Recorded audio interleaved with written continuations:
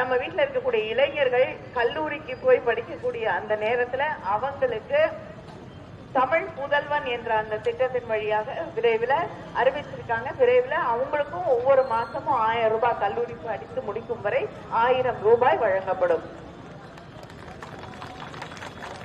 படிப்புல எந்த தடையும் வந்துவிடக்கூடாது என்பதுதான்.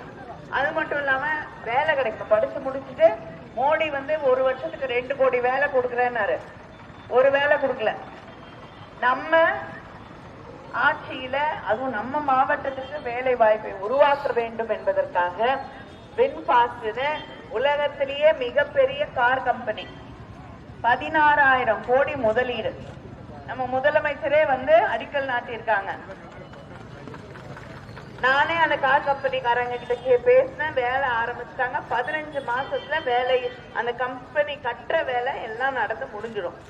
அதுக்கப்புறம் ஆள் எடுக்க போறாங்க. ஆள் எடுக்கும் பொழுது இங்க நம்முடைய மாவட்டத்தில் இருக்கக்கூடிய படித்த இளைஞர்களுக்கு, இளம் பெண்களுக்கு தான் முதல் வாய்ப்பு கொடுக்கணும்னு நம்முடைய முதலமைச்சர் அவர்களுக்கு தெரிவித்திருக்கிறார். அதே போல மோடி உங்களுக்கு சிலிண்டருக்கு மானியம் கொடுக்கிறேன்னாரு. வரல. ஆனா நம்முடைய ஆட்சி, இந்திய கூட்டணி ஆட்சி வந்தவுடன் இப்பொழுது அது 500 ரூபாய்க்கு வழங்கப்படும். கேஸ் சிலிண்டர் 500 ரூபாய்க்கு வழங்கப்படும். அது மட்டும் இல்லாமல் பெட்ரோல் விலை 75, டீசல் 65 ரூபாய்க்கு வழங்கப்படும்.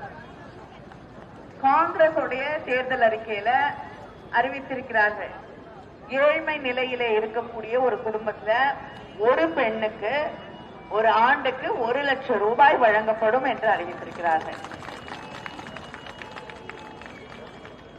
காங்கிரஸ் குண்டு போட்டிருக்கீங்க, நல்லா கை தட்டணும்ல. மெதுவா கட்டுறீங்க, உங்களுக்கும் வரும். அதனால இதையெல்லாம் செய்ய வேண்டும். இதை தாண்டி இந்த நாட்டை காப்பாற்ற வேண்டிய கடமை நம்ம அத்தனை பேருக்கும் இருக்கு. செய்திகளை உடனுக்குடனும் துல்லியமாகவும் தெரிந்து கொள்ள சப்ஸ்கிரைப் பண்ணுங்க.